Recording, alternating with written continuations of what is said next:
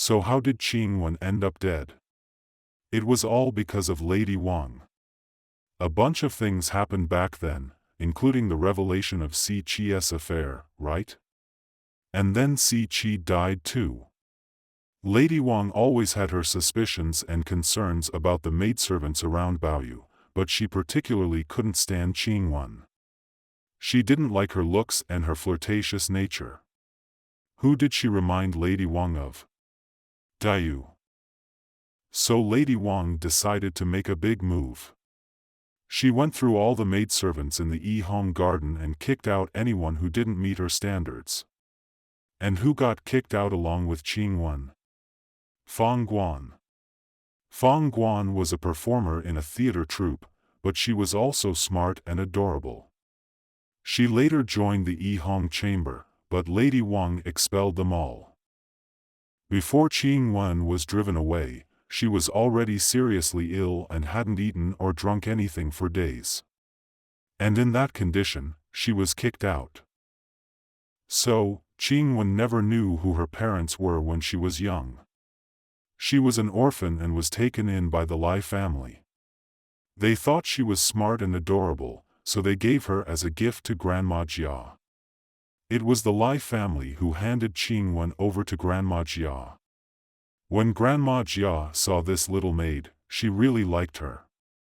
Qing Wen was smart, quick-witted, and had a good look. Plus, she was really good at crafts, especially sewing and needlework. Remember that scene? Grandma Jia gave Baoyu a fancy garment made of peacock feathers, right? Later, it got a small hole, and the seriously ill Qing Wen managed to fix it, right? It was a tough thing to mend, which shows how clever and skilled Qing Wen was, right? She was good with crafts, so Grandma Jia gave Qing Wen to Baoyu together with the repaired peacock garment. Grandma Jia thought Baoyu should have someone smart and capable by his side. One was Shiren, who was honest and reliable, and the other was Qing Wen, who was intelligent and clever. Both were sent to be by Baoyu's side. She's been an orphan since she was a kid, and she has no clue about her roots or parents. So where's she headed now that she's been sent back? She got kicked out and now she's back with her brother-in-law's crew, but they're not her real bro and sis-in-law. Both of them are a bit sketchy, right? Her bro's name is Du Hong, and he's hitched to a real looker. But this beauty feels her hubby is a total bore, right? So she's out there mingling, and she's pretty good at it. She's been putting the guys around her to the test. What a character. So, after Qing Wen went back to her brother-in-law's place, we have no idea how she spent her time there, right? Baoyu is really worried.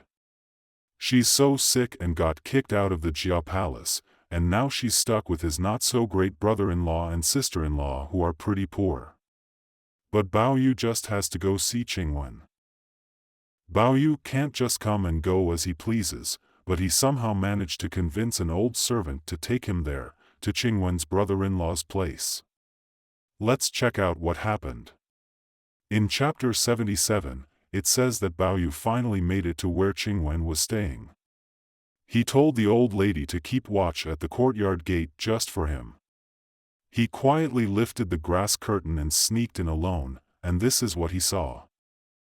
Finally, he lifted the straw curtain and saw Qing Wen sleeping on a straw mat on the stone bed. Luckily, the bedding was still tidy. He didn't know what to do with his emotions, so with tears in his eyes, he reached out and gently pulled her, softly calling her name.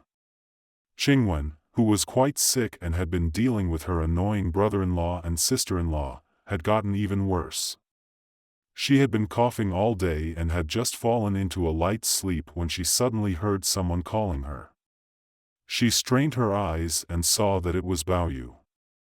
She was shocked, happy, sad, and in pain all at once. She quickly grabbed his hand and choked up for a while before managing to say, "I thought I would never see you again. You came, thank goodness. Pour me half a cup of tea, I've been thirsty all day and couldn't even call for help." Baoyu wiped away his tears and asked, "Where's the tea?" Qingwen replied, "It's on the stove." When Baoyu looked, there was a black pot, but it didn't really look like a teapot at all. So he had to go and get a bowl from the table, which was big and rough, definitely not like a teacup. Before he could even hold it, he could already smell the greasy smell. Baoyu had to wash it twice with water and rinse it with water from the basin before finally picking up the pot and pouring half a cup. But when he looked at it, the tea was a deep red color and didn't look like tea at all. Qingwen, propping herself up on the pillow, said, "Quick, let me have a sip. This tea can't compare to our tea." When Qingwen got a taste of this tea, it was like she had just had a sip of sweet nectar, and she drank it all in one go. On the bedside, Baoyu was crying and thinking, and he asked Qingwen, "What do you have to say? Tell me while no one's listening." Qingwen sobbed and replied, "What's there to say? I'm just enduring each moment, each day. I know it won't last long, maybe just a few days, and then I am gone. But there's one thing I can't accept, even if it kills me. I never had any secret intentions or tried to seduce you, even though I may be a bit better looking than others. How could she say I'm a seductress? It's so unfair. Now that I've been falsely accused and facing death, would say this with regret. If I had known this would happen, would have acted differently. But I had just spoken my mind and thought we were just together without any hidden motives. I never expected this accusation to come out of nowhere. I have grievances, but there's nowhere to seek justice." Baoyu held her hand and felt how thin and weak she was. She still had 4 silver bracelets on her wrist. Through his tears, he said, "Take these off for now, and you can wear them again when you're better." He helped her remove the bracelets and place them under the pillow. "It's a shame about these 2 fingernails. They finally grew 2 inches long, but now this illness has ruined them again. Ah, do you remember the fashion among women during the Qing dynasty in China? Growing long fingernails. It reminds us of someone, right? Empress Dowager Cixi. She had such long nails. They need to be taken care of properly." Qingwen wiped her tears, grabbed the scissors, and snipped off 2 nails on her left hand, which were as thin as spring onions. Then under the covers she took off her old red jacket that she had been wearing close to her body and gave it, along with the nails, to Baoyu, saying, "Hold on to this. You see them as you would see me in the future. Quickly take off your jacket for me to wear. When I'm lying alone in the coffin, it'll be just like being back in the Yihong chamber. It shouldn't come to this, but I have no choice but to bear this false reputation. That's Qingwen for you." She told Baoyu, "Put on my clothes." Then she said to him, "If they ask when you go back, don't lie. Just say it's mine. Since I've already borne a false reputation, what we are doing isn't nearly as bad as the accusation." That's Qingwen. Would Qirong or Shiren behave in the same way? Definitely not. Later on, things take a turn for the worse when Baoyu's sister-in-law shows up. This woman, who has had her way with many men before, now sets her sights on Baoyu. It's a ridiculous situation, but she happens to overhear their conversation and realizes that there's nothing going on between Baoyu and Qingwen. Let's just skip over this part, shall we? Eventually, Baoyu has to go back, right? He tells Qingwen's sister-in-law, "Hey sis, please take care of her for the next couple of days. I gotta go now." After saying that, he gets ready to leave, but not before bidding a reluctant farewell to Qingwen. So, how does this farewell go down? What's the most heart-wrenching thing in the world?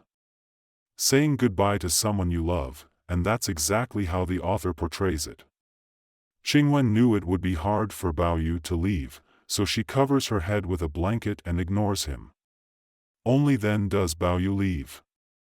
With just that short sentence, we can understand how they part ways. There's only one way for Baoyu to leave, and that's by Qingwen covering her head and pretending not to notice him. That's Dream of the Red Chamber for you. Cao Xueqin, as a brilliant writer, captures the true essence of human life, the most authentic experiences, and he does it through these seemingly simple sentences. But in reality, there's so much sadness and bitterness hidden within them. So, the next day, Qingwen just up and left without giving Baoyu a chance to say goodbye. When Baoyu heard the news, he was devastated. To make matters worse, his father called him in and asked him to write a poem. Baoyu decided to tell the story of a badass female general from history. And guess what? Jia Huan and Jia Lan also wrote their own poems. Remember when we mentioned earlier that Baoyu showed off his poetic skills with the Chang Guxing long-form poem? Well, his dad finally approved and let him go. So, Baoyu, Jia Huan, and Jia Lan walked out of Jia Zheng's room feeling like they just got a get-out-of-jail-free card. They were free to go. On his way back to the Rong mansion, Baoyu was overcome with grief. He thought to himself, I need to write a tribute to honor Qingwen properly. Then, there was this little maid who claimed to have been with Qingwen when she left. According to her, which was probably made up, Qingwen had said, I'm not dead, I've become the goddess of the lotus flower in heaven. When Baoyu heard this, he felt a glimmer of happiness. And then, he saw the lotus flowers in the pond, and it reminded him of what the maid had said. He actually believed her. That night, when Baoyu went back to the Yi Hong chamber and fell asleep, he had a dream. Guess who showed up in his dream? Qingwen herself, saying her goodbyes and telling him to live well. Baoyu woke up, calling out for Qingwen, feeling that she had already passed away. Shiren told him he was cursing her, but Baoyu knew deep down that she was gone, and now he needed to properly mourn Qingwen.